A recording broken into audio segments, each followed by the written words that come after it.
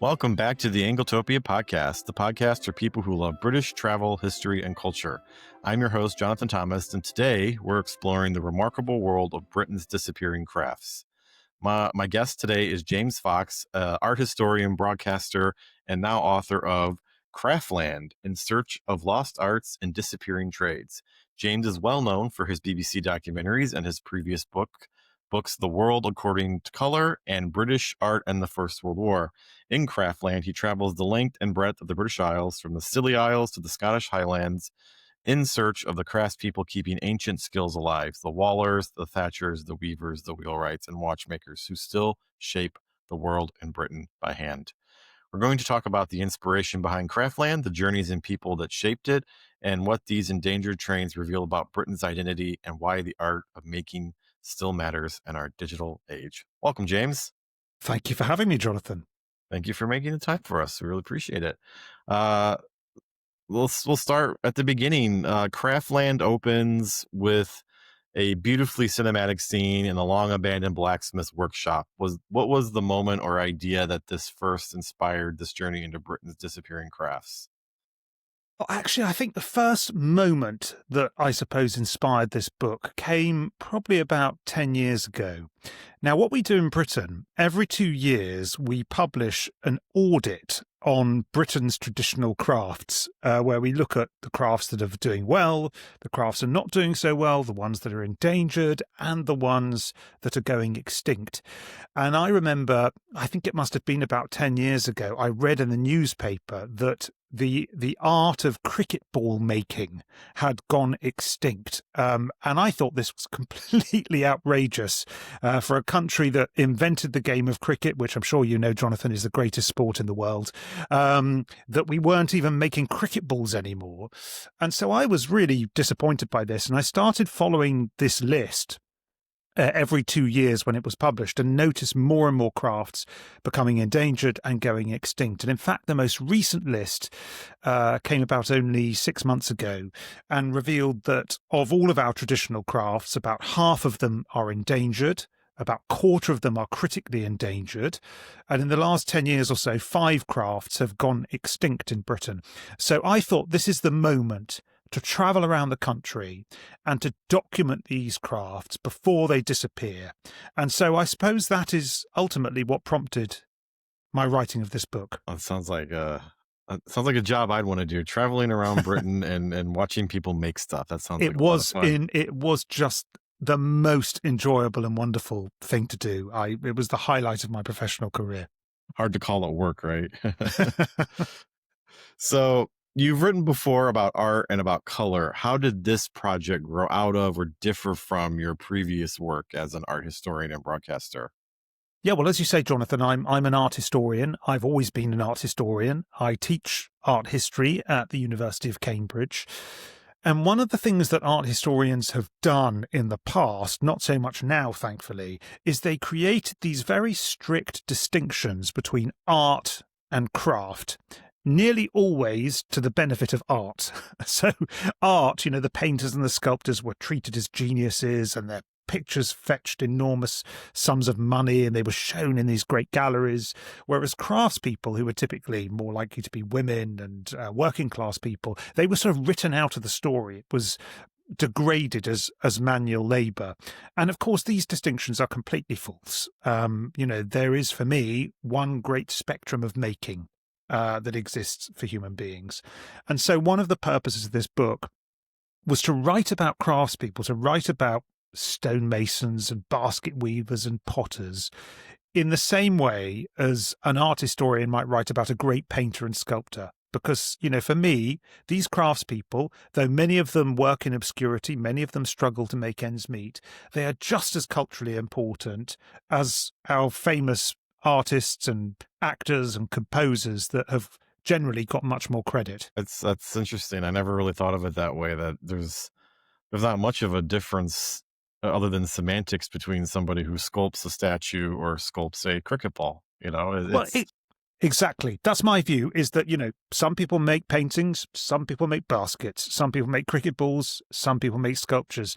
But for a long time, the standard view in the West was that those were completely different enterprises, that the makers of paintings and sculptures were kind of intellectual geniuses, and the people who made baskets and pots were basically laborers. And we are now increasingly beginning to realize that is just not true. There can be skill, there can be ingenuity, there can be cultural importance in every aspect of making. Interesting. I can see why you wanted to write a book about this. Yes. So the book is subtitled In Search of Lost Arts and Disappearing Trades. How did you decide which crafts to include, given that there are hundreds to choose from? It was a difficult choice. I think ultimately I wanted to get as much diversity into the book as I could. So I wanted geographical diversity. So I wanted to make sure there were crafts from all over the British Isles. So as you say in your introduction, we have some from the very southwest of England, the Isles of Scilly and Cornwall. We have them up in the Scottish Highlands. I go to the Northern Ireland. I go to Wales. I go to across through the Midlands and the north of England down to the southeast. I go to rural areas and urban areas. So it's very important to capture the full geographical scope of the UK. It was also important to get a diversity of different kinds of crafts. So we have, for instance, watchmakers and stonemasons and basket weavers and potters and scribes. So you want to get a bit of everything there. And I also wanted diversity of characters. So I wanted men and women, I wanted young and old, I wanted people of different ethnicities, in order to capture the fact that craft is a very protean thing. Craft can be lots of different things all at once. So it was a difficult choice, and there were many crafts I would have loved to include that I couldn't include. There were some that I wrote about and cut out because the book was getting too long. I could certainly write 3 or 4 more books just dealing with the other crafts I haven't mentioned. Maybe I will do. We'll see. Well, you heard it, folks. Buy the book, and then if it sells really, really, really well, they'll make them write another one about all the ones he had to cut. Yeah, it'll be like the Harry Potter books, won't it? Just keep going, right? Keep going. Make them progressively longer, right? So what surprised you most during your travels? Either a craft you never heard of or a person who completely changed your understanding of the subject? It's a good question, Jonathan. I think the craft that perhaps surprised me and awed me the most was the craft of bell founding. I'd never really thought about bell founding before. Bells are such an important part of the British experience. If you travel around the UK, you hear bells everywhere. Every little community, every village, every institution, the bells are constantly ringing. And of course, we used to have bell foundries all over the country. Because bells were very heavy and roads were very bad, bells were typically made close to the church or the building they were going to go into. And that's why there's so many pubs in Britain called the Bell, for instance, because probably a bell was made on that site at some point in history. But there's now just one bell foundry left in England. It's in Loughborough, in the East Midlands, in the middle of England, right in the centre of England. And the art of bell founding is just truly amazing, because every bell needs to be made from scratch. They start by making a mould, and the mould itself can take several weeks, if not months, to make. And they make it out of manure and goat's hair and soil, and then they have to heat the bronze up to about 1,000 degrees, and then they have to pour the metal into this mould that they have in the ground underneath the foundry, and then they need to wait several weeks for the bell metal to cool. And then what I didn't realise is that all bells need to be tuned. And actually, there's only one guy in the whole of the UK who knows how to actually tune a bell. Wow. And that involves cutting away tiny little parts of the metal from the inside of the bell in order to get it into harmony. So this was a craft that, is all around us. It's very much part of everyday experience listening to bells.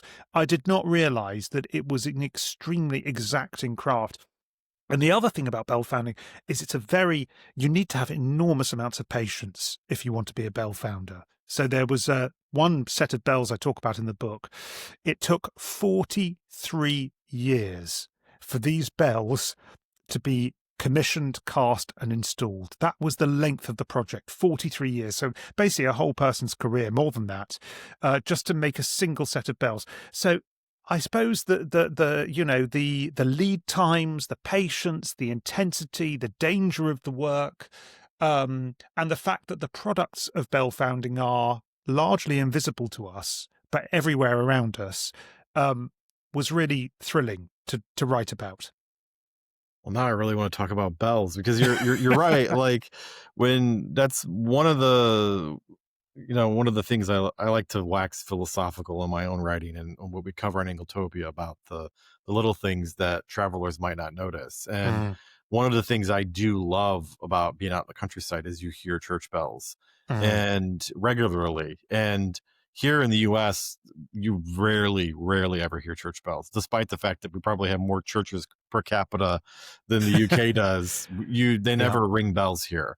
And Yes. but in the English countryside, they're kind of part of the background. And one of my most favorite memories is on Christmas Day, hearing the peal of the bells on Christmas. Like it just went on and on. I was like, this is I amazing.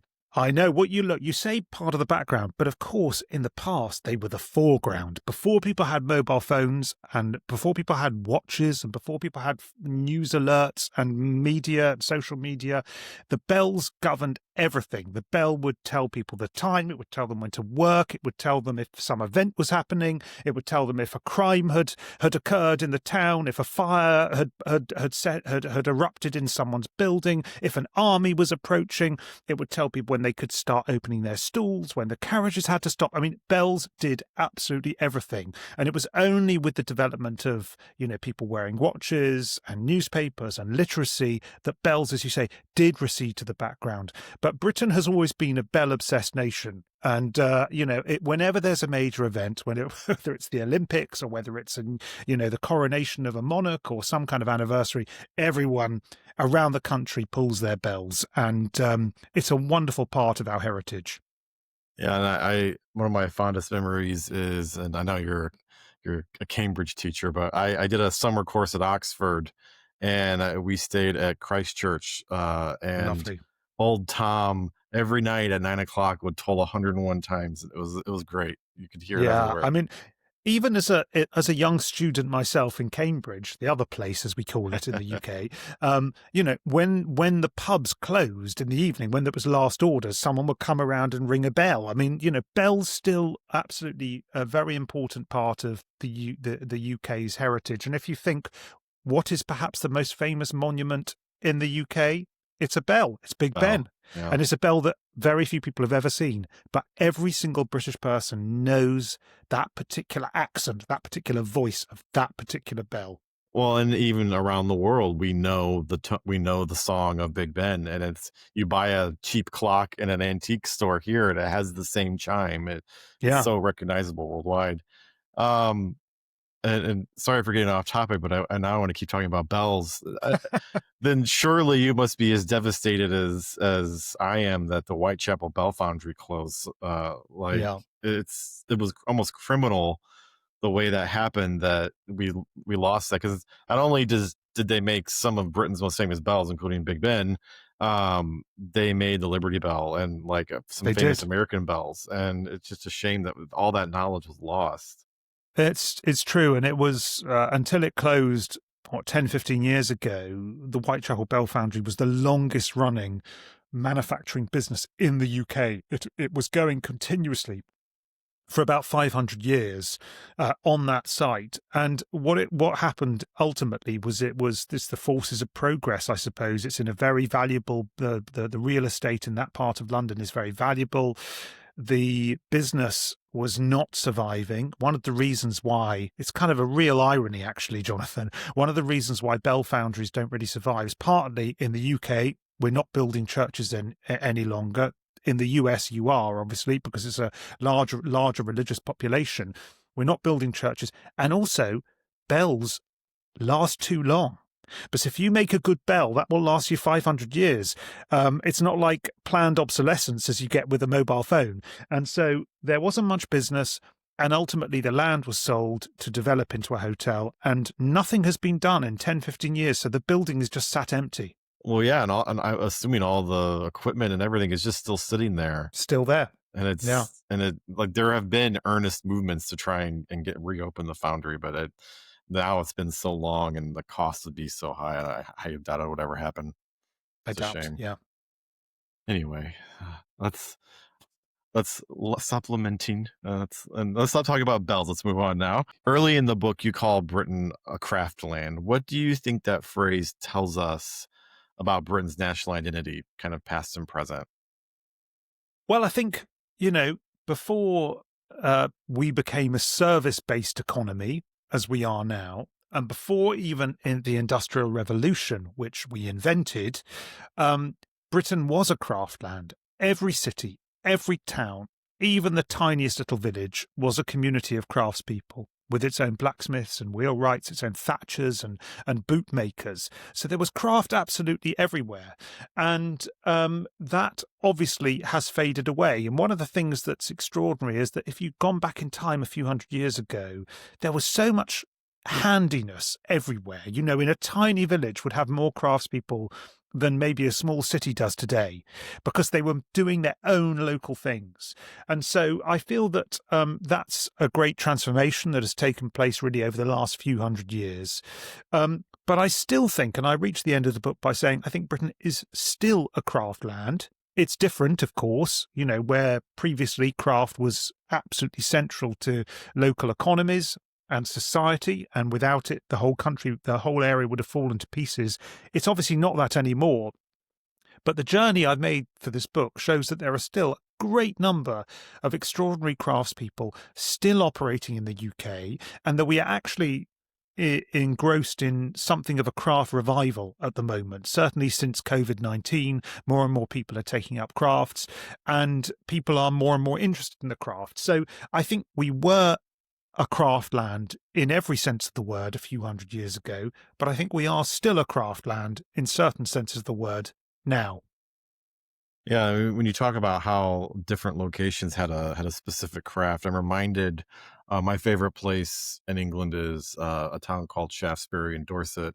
Oh, lovely. Um, yeah, famous for Gold Hill. And when you go into the Gold Hill Museum, you're kind of surprised to learn that Shaftesbury, other than now it's famous because of a bread advertisement, but 100 years ago, everybody would have known about it because of the button industry, the cottage button industry. And you look at these buttons, you're like, they're beautiful objects, and you wonder, why is this one place so famous for buttons, and why did that go away? Well, yeah, I mean, every area, even only 100 years ago, every area in the UK, as would be the case in the States and many other parts of the world, every area had its own particular manufacturing expertise. So, for instance, Sheffield was famous for its steel. Stoke-on-Trent, famous for its pottery, Burton-on-Trent for beer, Kidderminster for carpets, Worcester for gloves, High Wycombe for chairs, Luton for hats. Even, in fact, as you travel through London, the different neighbourhoods had different specialities. So Hatton Garden, famous for jewellery, Clerkenwell, the watchmaking capital of the world, Bermondsey had its tanners, Southwark had its breweries. Every area, Savile Row, its tailors, as is still the case even now. Shoreditch was famous for its furniture. Every part of the country had its own particular regional expertise, and much of that is lost. There's still a little bit going. There's still a little bit that survives, but those great regional industries, manufacturing industries, have mostly disappeared, and it's very sad because they weren't just important to the local economies. They were a crucial part of civic identity and civic pride. So let me ask you a question then, and forget you won't be scored on this if you can't answer it. I live in Northwest Indiana.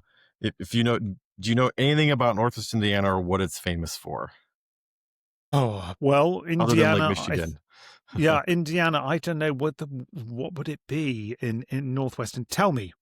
It's steel making. And Right. we along with like Ohio and Pennsylvania were the center of the steel industry, and the steel industry is still big here. I mean, it's changed substantially even from when I was a kid. But when you mention these crafts and you mention Sheffield and steelmaking, I'm reminded that Britain is on the verge of losing steelmaking. And as somebody who's from a steelmaking area, I'm like, don't turn off those blast furnaces. Yeah.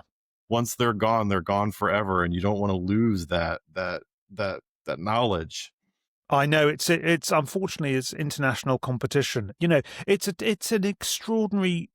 Ultimately, this is a very optimistic book, and it's a book that is designed to make people happy.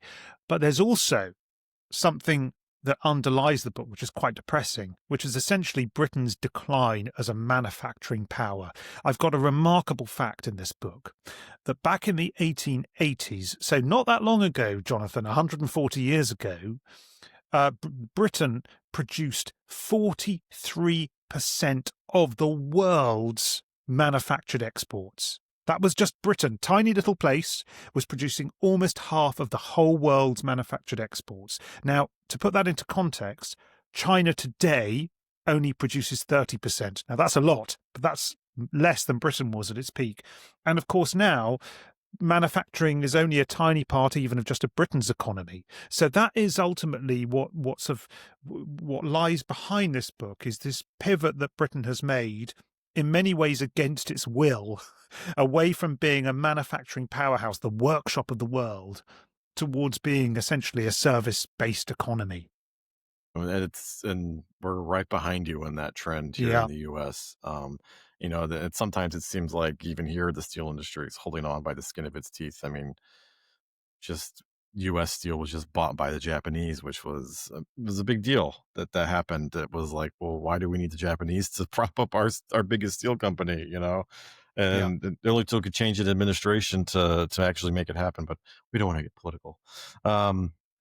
So you write movingly about names like Smith, Wright, and Taylor as that goes of craft heritage. What do you think we lose culturally and personally when those identities fade?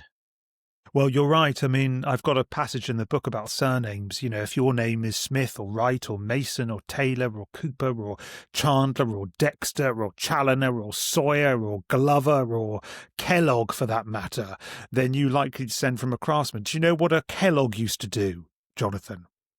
Well, I know about the cereal, but I have a feeling it's different. Well, Kellogg's were pork butchers, and it comes from the phrase kill hog.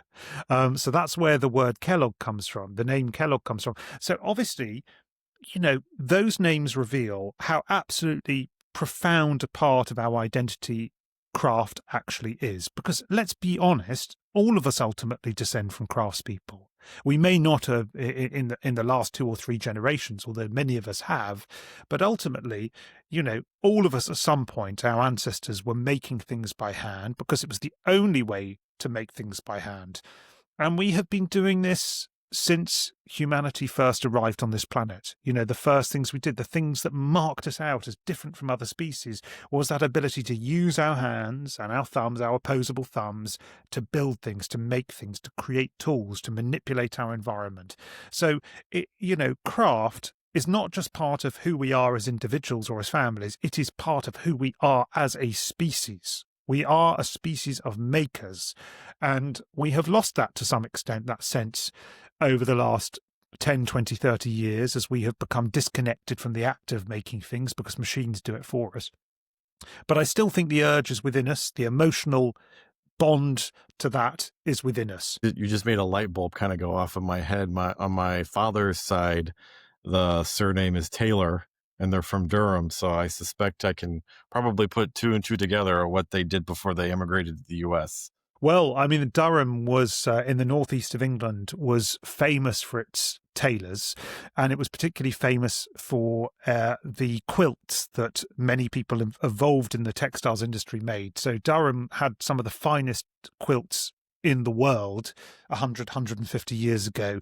There are many people who think that the great quilt, the quilting traditions of the States, the Amish traditions of the States, were essentially introduced by British quilt makers when they moved across the Atlantic from both Durham and from Wales in particular, and brought those skills to the States. And then, of course, American quilters took those quilts to a level that was, even higher than those produced in Britain. So yeah, you never know. Your ancestors may have been involved in establishing the Great American Quilt, which is one of the great American crafts. Well, I mean, again, like a light bulb. I live an hour from Amish country where you can watch them make the most beautiful quilts. And you can buy all the things to make quilts yourself. And actually, my wife is a quilter. She's made her own quilts. So it's, continuing the tradition there. It's a great craft, actually, and I finished the book with a quilting group in Wales. They meet in a little village called Bethlehem. There is actually a village in Wales called Bethlehem, and these quilters meet there every week or so. And quilting is an incredible craft. In Britain, we have looked down on it for decades and seen it as old-fashioned and dowdy. It's mostly Americans who have recognised the extraordinary cultural value of their quilts. And in fact, it took an American to come over to Britain to start to teach us to recognise this value. And she established the first quilt museum in Wales, the first quilt museum in the UK, although it happened to be in Wales. And she has been spreading the gospel of quilts and how important they are to our heritage and also to bonds between people, because typically people make quilts for people they love. It takes a long time. I'm sure your wife will tell you this. It takes a long time to make. You often make them with fabrics that are themselves very valuable to you, and you then will give them to a loved one. It's an amazing thing to do. It is. It's a true act of love because there's probably hundreds of hours that go into making just a simple quilt, and even a simple quilt is so much skill. Even using a sewing machine like my wife does, it takes so long to get it right. Yeah. So many of the people you feature in the book and that you met are kind of the last of their kind. Do they see themselves as preserving a tradition or simply living their lives as makers? And do they have plans to kind of continue the tradition, or is it going to stop with them? I think it's a bit of both, actually. I mean, I think that I met, for instance, a wheelwright down in Devon in the southwest of England, whose family had been wheelwrights since the 14th century. I met just in the same village, there is a man who runs a tannery, which produces leather, and that tannery has been operating on that site pretty much continuously since Roman times. So he's operating a building that has been working for 2,000 years minimum. And there are a number of places where there is just one person left or one business left. The bell foundry I talked about before, it's the only bell foundry left in the country. There's only one bell tuner left in the country.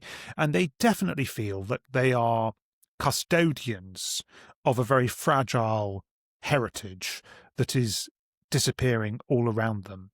But they're also doing the work because they're trying to make a living like the rest of us. That's what they know, it's what they've been taught, and they're trying to pay their bills and keep afloat and to keep running their family businesses. So I think it's a bit of both of those things. And I think one of the challenges that so many craftspeople face is getting hold of apprentices, because that is ultimately how you sustain skills.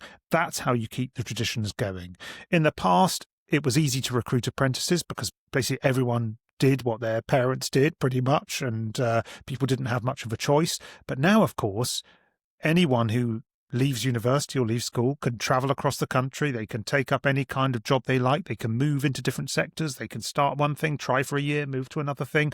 It's much harder to recruit apprentices now. And that is the biggest challenge, really, that we face in trying to keep these crafts going. Now, forgive me, I'm going to get a little philosophical here. And that's one thing I want to get across about the book to our listeners, is that the book is a meditation on these crafts and on Britain and the landscape. So if you love books like that, you're going to love this book. Now, in an era dominated by mass production and AI, which is the new buzzword, what can traditional craftsmanship teach us about meaning, patience, and value? Well, I think that is a very important and complex question, Jonathan. I think that we're living through an industrial revolution right now, the AI revolution that everyone is talking about. And I think that this revolution has one thing in common with the industrial revolution that preceded it. So both of them ultimately have separated us, have dislocated us as human beings from the time and effort it takes to make things. So you know, in the 1800s, you introduce a machine that can spin wool much quicker than a human being can, hundreds of times quicker than a human being can. And that whole connection between that sense of how long it takes to spin a yarn of wool is lost. And then now you move to the present day, and an AI large language model can produce an essay for a student in a fraction of a second, where only a couple of years ago that student would have had to sort of toil away for weeks, for days and days in a library to write that essay. This is really worrying. I think there are some positives, of course. AI, like any industrial revolution, is going to make things more efficient. It's going to make things more productive. But by severing us from the effort it takes to make something, we lose a great deal of that value, because often the things that take time, the things that require patience, the things that are difficult are the things that are most valuable. And if you don't learn those skills, you don't learn that sometimes you've got to really struggle to get something done, and that something might take you days and days and days to do, then I think that you aren't learning a really important lesson in life. So I think that craft can remind us in this AI age that sometimes you need to use your fingers and work hard and take time and have patience and do something carefully and work in the material world with your body rather than just scrolling through a screen or tapping in some kind of prompt to an AI system. Yeah, and that's something that we've had to deal with ourselves.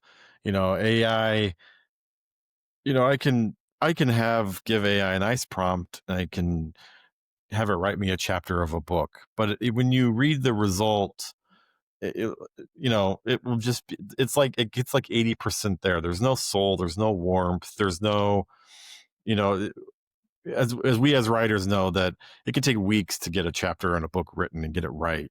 And AI doesn't have to sit and ponder about the thing. It just pulls all of its information and spits out a facsimile of what it thinks you want to see. And it doesn't bear any marks of human creativity. And it only has the creativity of all the IP that it stole to make what it just created. Yeah. And it's, AI has its uses. As a business owner, I use it all the time for things, but it can't replace, like you said, the craftsmanship that goes into writing. No, I mean, let me, and for instance, let me ask you this. Can an AI system, I'm referring to your wife here, okay? Can an AI system gather a lifetime's worth of fabrics that mean something, that have been collected in different places over a long period of time, and then spend hundreds of hours, maybe years, stitching with her own hands, lovingly, carefully, an object, a quilt that she is then going to give to someone she loves? AI can't do that. And even if it could, we wouldn't want it, because the value of a crafted object derives directly from the fact that it is being made slowly, carefully, lovingly by a human being, by a sentient person. So I think that craft remains a really important antidote to the AI age. I'm not denying modernity. I'm not denying tech. As you say, it's a very, very useful tool in many ways. But we also need things that aren't absorbable by large language models. Yeah, just thinking in the art realm, you could feed every Turner painting into an AI model, and you could say, I want you to create me a Turner painting of this subject, and it would make an approximation of a Turner painting, but it wouldn't be a Turner painting. And you would know that, and you could tell because he was a singular creator that existed at a certain period of time. All the conditions that led to him being the genius that he was cannot be replicated by an algorithm. And no. And algorithms are inherently unoriginal, because ultimately they are working with stuff that is already there. So true originality, I think, is impossible for AI. And I don't mean to denigrate software engineers, but software engineers aren't artists when they write these algorithms. They don't necessarily understand art the way an art historian like you would, or a way someone who enjoys art would. They understand it in terms of math and process and how can it be engineered. And yeah, it's could go on and on about this topic. We've done our rant, haven't we? I'm very pleased about it. Friday rant. Yeah. All right. Well, we'll move on then.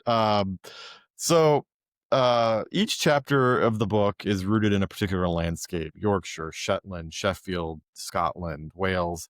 How does geography and geology shape the crafts you describe? Because there's a reason that certain crafts are done in certain places. Profoundly shapes them. Let me give you one example, Jonathan. Dry stone walling. So in Britain, Britain, as Americans will know, is a tiny country. I don't know what size, what equivalent state is the same size. It's certainly much smaller than California.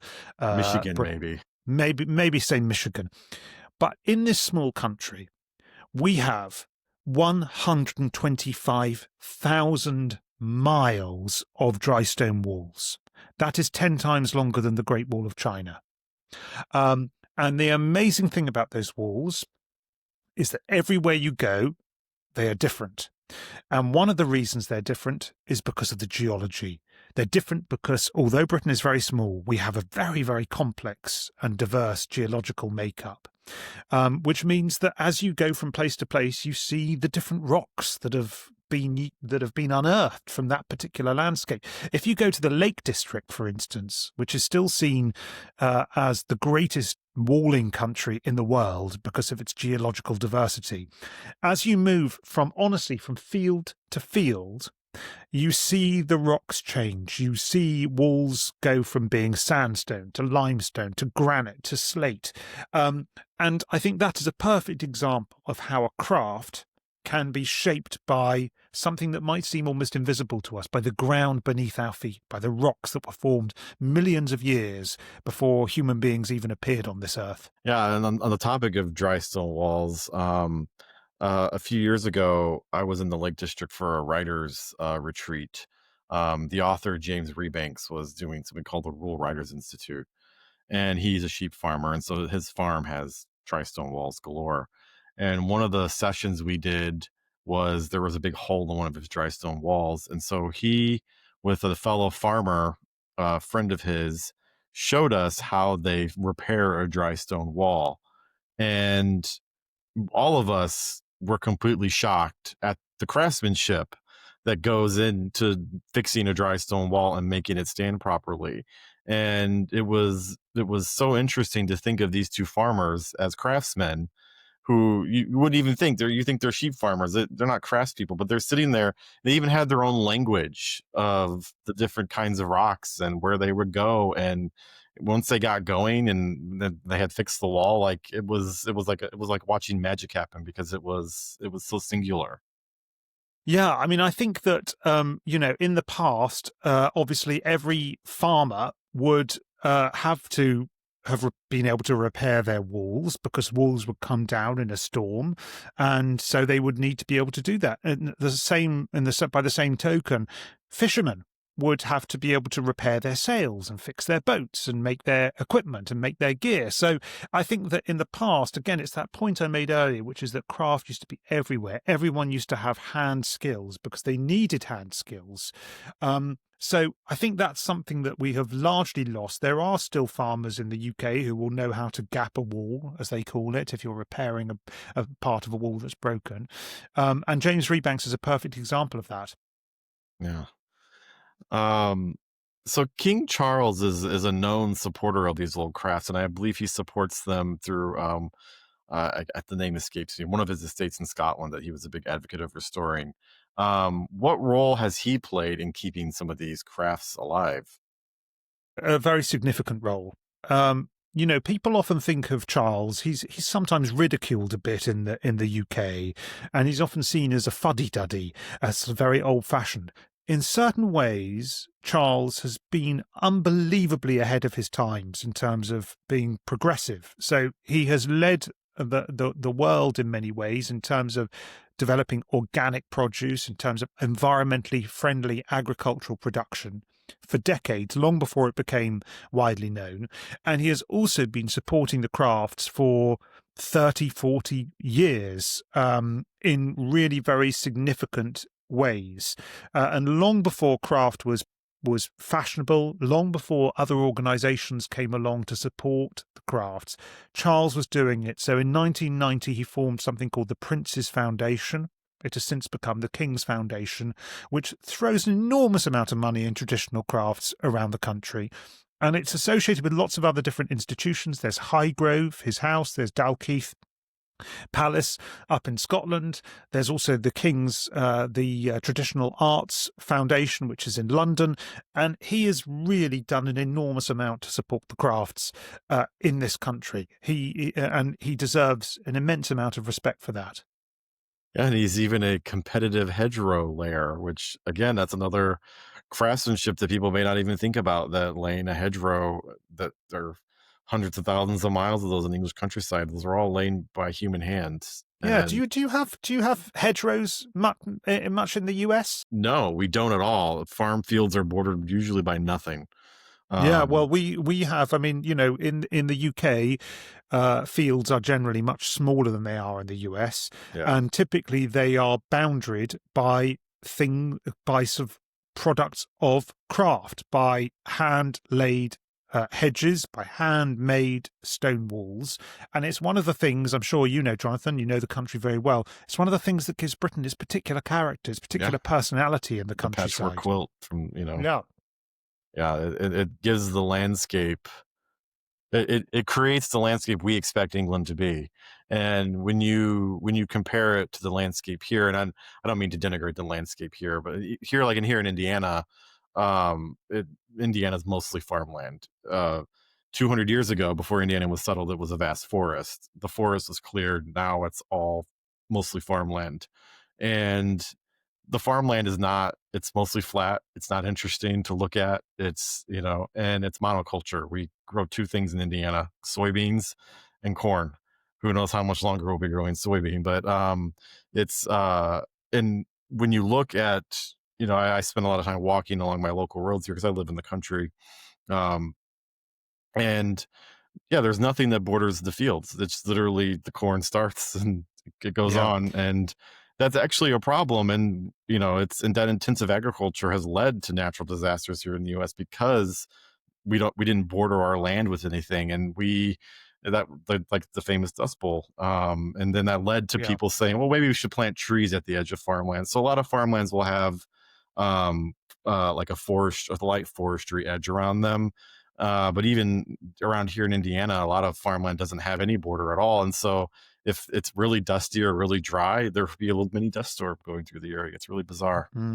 Yeah, I mean, we have very, very different landscapes. And one of the things that you have in the States that we don't have so much in the UK is you have unbelievable wild landscapes, particularly in the west part of the States, that are, truly breathtaking to any British person. And what we have in Britain is a very human landscape. It's a landscape that is the result of small communities farming, creating resources, building things by hand, whether it's laid hedges, whether it's dry stone walls, whether it's little fields, whether it's coppice woodlands. And that is the kind of landscape that I suppose Britain is famous for. Whereas the US, everything's bigger. It's bigger in terms of its agriculture. It's bigger in terms of its mountains and its deserts, which is exciting in many ways for a British person. Well, and that makes me think, there isn't an inch of the British landscape that hasn't been touched by man in some way. It's a very human landscape. That reminds me of when I remember reading when they were choosing where to film the Lord of the Rings trilogy. And even though the Lord of the Rings trilogy is set in a proto-Britain that Tolkien was creating a mythology for, they couldn't film it in the UK because the landscape was too human. That's why they chose New Zealand, because it was much more wild. So yes, that is true. And I my understanding is that with the new series, they are actually filming that in the UK. I think so anyway. But you're completely right. Yeah, New Zealand was what maybe England looked like 300 years ago or 400 years ago, whatever it was. But the thing I should say is very interesting, Jonathan, is that if you went back in time, say 1,000 years, there would be no hedgerows. There would be no dry stone walls in the British landscape. It was very much a wide open landscape of hay meadows and open fields and relatively undifferentiated land. So the landscape that we have in Britain, which is this patchwork quilt, is a product of modern social change. It's a product of land ownership changing in the 18th and 19th centuries. So most of the dry stone walls we have in this country are not very old by our standards anyway. They're 250 years old or something like that. And the hedgerows, similar age. So those are themselves, they're not ancient practices. They are relatively modern practices. So, yes, and I mentioned that in the book. Yeah, let's not diverge into enclosure and all the things that led to. But that could be, we could have a whole podcast about that. Were there any particular individuals, perhaps a maker or a mentor, who profoundly changed the way you think about human skill? Oh, so many. Every single one of them. I suppose the people who I suppose astonish me the most were those who had found craft by themselves through complete dogged determination, and through this amazing force of will. And so I suppose the man who impressed me the most was a man called Roger Smith. Now, Roger was a very ordinary boy who grew up in Bolton, in the northwest of England, and he decided he wanted to become a watchmaker. And he spent 7 years in his parents' garage, 7 years making this watch from scratch by hand, entirely by himself, just with secondhand materials and equipment. And everyone thought he was mad when he was a teenager. He was doing this 17, 18 years old. Everyone thought he was mad. Well, that watch sold in the States only 2 years ago, the watch he made, for $4.9 million. God. And he is now one of the greatest watchmakers in the world. He has a watchmaking workshop on the Isle of Man, an island between northwest of England and Northern Ireland, that produces some of the finest watches in the world. They retail for a minimum of £300,000 each. And I suppose it was this determination he had. And again, we talked about this before, how, in the AI age, often we want things to be easy. We expect things to be easy. We expect not to have to strive for things.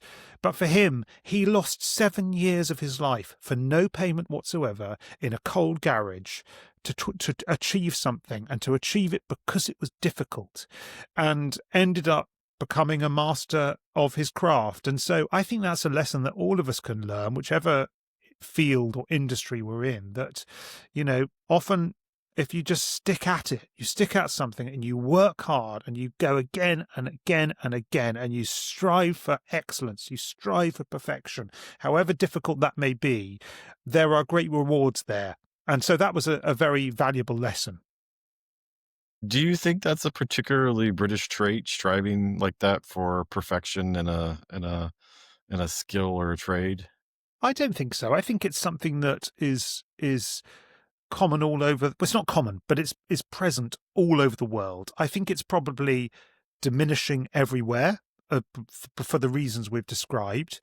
But I've traveled all over the world for my broadcast work, and I've met extraordinary, for instance, American artisans, extraordinary Japanese artisans, extraordinary Italian artisans, all of whom are doing similar things. So I think it's something that is just common to humanity, but unfortunately not as common as it used to be.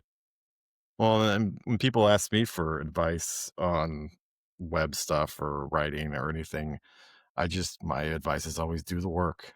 You have to put the work in. If you put the work in and you keep at it, eventually someone will recognize it and Yeah. find value in it. Yeah, they say the 10,000 hours, don't they? And it's the same for the people who are great sports people, the great tennis players, the great athletes. They're not just naturally like that. It didn't come easily to them. They worked their butts off to become good at what they're doing. And so I think that, that is, for me, all the people I know who are successful because they work hard, and they do not give up, and they've dedicated to themselves to doing something and to doing it right. And I think that if people feel they can just get something quick and easy, they're probably not going to succeed in the long run, or at least the work they produce is not going to be great. Well, and raw talent can only get you so far. That talent has to be sculpted. So many of these crafts seem intensely physical. Did you try your hand at any of them yourself? And how did that experience shape your writing? I tried one. I mean, I do quite a bit of crafting myself in my spare time. Well, I make paintings, I draw, I cut my own hair, I do pottery, I do a bit of woodwork here and there. I'm handy around the house, but this is not serious stuff. But I only really tried one craft that I was writing about in the book, and that was, we've talked about it already, was dry stone walling. And I thought it would be very easy, actually, dry stone walling. I saw them laying those stones up on the hill, and I thought I'll give it a go. And as soon as I started doing it, I realised it is far more difficult than you think. It's a very simple craft in many ways. It's just simply the act of finding the right stone for the right spot, putting it in the right place. But that in itself is extremely difficult. And it was the brief description I have of my attempt to try stone walling is I don't come out of it very well, I should say. I'm embarrassed myself greatly. In fact, you mentioned that over half of Britain's traditional crafts are now endangered. What do you think it would take socially, economically, politically to kind of keep them alive? Well, yes, it's true. Half of all of Britain's traditional crafts are endangered. A quarter of them are critically endangered. In some cases, they just survive, off the base of one surviving practitioner. But it's also important to say, Jonathan, before I talk about that there are many crafts that are doing really well. There are many crafts that are thriving. There are many crafts that are being resurrected. There are many new crafts with new technologies that are emerging all the time. So it's a very mixed picture, and we shouldn't simply focus on the sad side of the story. There's a really positive side of the story too. That said, I think there is a great deal more that Britain and other developed countries can do to support the crafts. There are some countries that are really good at it. So Japan, for instance, and South Korea, and Italy and France are really very good at supporting their crafts. They have something called a living national treasure. So if you are a top craftsperson in Japan or South Korea or even in France, you can be called a living national treasure, where the state actually pays you to promote your craft and to pass it on. We do not have such a scheme in the UK. There's no such scheme, I believe, in the US either. And that's a problem. I think the biggest problem, as I've said before, is apprenticeships. There's woefully little support for apprenticeships in the UK. So if the UK really wants to make a difference to craft and to make it more viable, it needs to invest more significantly in its apprenticeship schemes. Because if you are a small business owner, as most craftspeople are, they're often, one-man bands, it's a major commitment of time, effort, and money to recruit an apprentice, and it's very difficult to find apprentices. And then often, you can spend years training an apprentice, and they won't stay the course. So it's a major commitment, and there just isn't enough support at the moment. So that is one big change that could be made. I'm skeptical as to whether it will be made. Money is tight in the UK as it is in the US and around the world, but that would make a big difference. So your family background includes goldsmiths, tailors, and violin makers. Did researching Craftland change how you see your own family's heritage? A little bit, yes. I mean, it reminded me of something I said earlier, which is that all of us ultimately have this journey in our past. But I suppose the one thing that really transformed it for me is I grew up in a part of the country, the UK, that is not taken very seriously, called Bedfordshire. It's just north of London. It's one of the most so-called boring parts of the country that no one really ever bothers to visit. I don't know if there's an equivalent in the US. What would be the equivalent of a sort of Bland, just outside the city? Maybe somewhere like Scranton, I don't know, where like the office, where the office is set. I don't know. Bedfordshire is that kind of place. But when I started looking into this book, what I realized is that actually Bedfordshire has the most amazing heritage and crafts, the amazing centre of hat production and lace making and brick making. It's got one of the finest craftspeople in the world working there at the moment, a rush weaver called Felicity Irons. And it reminded me that, wherever you come from, whether it's Bedfordshire in England or it's Indiana in the United States, that there is a craft history, a manufacturing history to uncover, that there is a heritage that's still alive, and you will find people doing remarkable things if you look hard enough. So that is, I suppose, what the lesson of the book is that if you look around you, if you open your eyes, if you turn over the stones, if you look through the windows without getting arrested, of course, you will find creativity. You will find something interesting happening. Well, in one answer, you've managed to answer all of my last few questions. So good. We will wrap it up there then. So what a fascinating conversation this was, and what a beautiful reminder that the story of Britain is also the story of its makers. Thank you for joining us on the Anglotopia podcast, James.